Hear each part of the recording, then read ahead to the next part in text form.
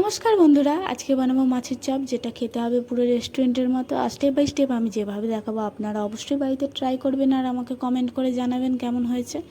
তো ভিডিওটা পুরো স্কিপ না করে পুরোটাই দেখতে থাকুন। চলুন দেখে নিই কীভাবে বানাই, কী কী লাগছে চলুন দেখে নিই। এখানটা 1.5 ইঞ্চির মতো আদা কুচি করে নিয়েছি, 10টা রসুন কোয়া কুচি করে নিয়েছি, 8টার মতো কাঁচা লঙ্কা নিয়েছি, ধনেপাতার সাথে পেস্ট বানিয়ে নিয়েছি। আর এখানটা যে গুঁড়ো মশলাটা দেখতে পাচ্ছেন, এখানটা ধনে, জিরে, গরম মশলা, গোলমরিচ একসঙ্গে শুকনো খোলায় ভেজে গুঁড়ো করে নিয়েছি। 2টো আলু সেদ্ধ আর 3 পিস রুই মাছ নিয়েছি। লাগছে ব্রেড ক্রাম্বস, 2টো ডিম, হাফ পাতি লেবু, আর লাগছে 2টো বড় সাইজের পেঁয়াজ কুচি। তো চলুন মেন রেসিপিতে যাওয়া যাক। এখানটা একটা পাত্রে আমি জল বসিয়ে দিয়েছি, তার মধ্যে পাতিলেবুটা চিপে দেব মাছটা সেদ্ধ হওয়ার জন্য, আর দেব লবণ স্বাদ মতো, গোটা গরম মশলা। জলটা ফুটে এলে আমরা মাছটা দিয়ে দেব এর মধ্যে সেদ্ধ হওয়ার জন্য। 15 থেকে 20 মিনিট সেদ্ধ হওয়ার পরে মাছটা সেদ্ধ হয়ে যাবে। এবারে আমরা নামিয়ে নেব, সেদ্ধ হয়ে গেছে। এটা যতক্ষণ ঠান্ডা হবে আমরা আলুটা গ্রেট করে নেব। হাত দিয়ে চিপে আলুটা মাখলে অনেক দানা ভাব থাকতে পারে, ওই জন্য আমি গ্রেটারের সাহায্যে আলুটা গ্রেট করে নেব। তো আলুটা গ্রেট করে নিলাম। এরপরে মাছটা ঠান্ডা হয়ে গেছে এতক্ষণে, তো আমি মাছটার কাঁটাগুলো ছাড়িয়ে নেব খুব সাবধানে। এখানে বলি, এত ফ্লেভারফুল জিনিসে কাঁটা থাকলে তো একদমই ভালো লাগবে না, তাই জন্য খুব সাবধানে আপনারা কাজটা করবেন। এখানে গরম কড়াইয়ে তেল দিয়ে দিয়েছি। আর এখানে বলি, পুরটা বানাবো, পুরো প্রসেসে পুরটা বানানোর সময় আমরা আঁচটা মিডিয়াম আঁচেই রেখে দেবো গ্যাসের।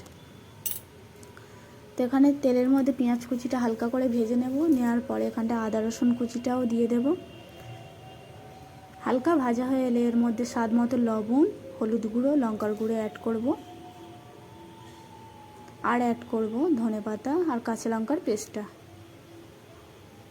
এখানে 3 থেকে 4 মিনিট কষিয়ে নেওয়ার পরে আমরা অ্যাড করব যে রুই মাছের কাঁটা ছাড়িয়ে রেখেছিলাম, ওই মাছটা অ্যাড করব। নাড়িয়ে চাড়িয়ে এর মধ্যে আলু সিদ্ধটাও এবার দিয়ে দেব।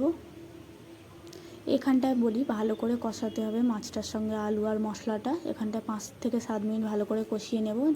নেওয়ার পরে এখানে আমরা নামানোর ঠিক 2 থেকে 3 মিনিট আগে গুঁড়ো মশলাটা দিয়ে দেব। আর গুঁড়ো মশলাটা দেওয়ার পরে তো স্বাদ গন্ধ পুরো চেঞ্জ হয়ে যাবে। এখানে আমার মনে হচ্ছিল পুরটা একটু হালকা নরম, তাই জন্য আমি একটু ব্রেড ক্রাম্বস দিয়ে দিচ্ছি। আপনাদের যদি পুরটা শক্ত মনে হয় তো ব্রেড ক্রাম্বসটা দেওয়ার কোনো দরকার নেই, স্কিপ করে যাবেন। তো আমি পুরটা লাভিয়ে নেব, হয়ে গেছে আমার পুরটা ঠান্ডা হতে দিয়েছিলাম, ঠান্ডা হয়ে গেছে। এবারে আমি এক একটা শেপে করে নেব।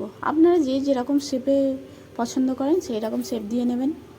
আমি একটা একটা করে গড়ে নিচ্ছি। এখানে আমি 2 রকম শেপ দিয়েছি, লম্বা করে হাফ করে নিয়েছি আর হাফ গোল করে নিয়েছি।